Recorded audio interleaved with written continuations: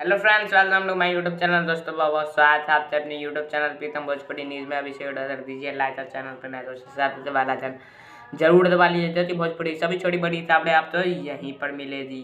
तो दोस्तों बता दो, खेसारी लाल यादव था, एक गाना आया था सारे नामा हम भोजपुरी पर, जिस गाने का नाम था अपनी तो जैसे तैसे थोड़ी ऐसे या वैसे तट जाएगी आप क्या होगा जनाबे आली। जी हाँ दोस्तों, इस गाने पर 50 मिलियन व्यूज क्रॉस हो गया है, वो भी अभी एक महीना ही इसका चल रहा है।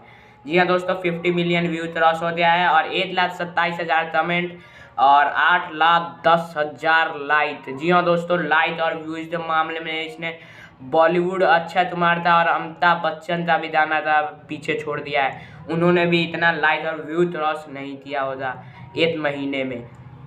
और इसमें विजय चौहान जी ने और प्रकाश मेहरा जी ने इसे लिखा था, शिल्पी राज खेसारी लाल यादव ने गाया था और आर्या शर्मा जी का म्यूजिक था। और सारे नामा हम भोजपुरी पर एक महीने पहले ही आया था, गाने का नाम था अपनी तो जैसे तैसे सारे नामा हम भोजपुरी पर आया था।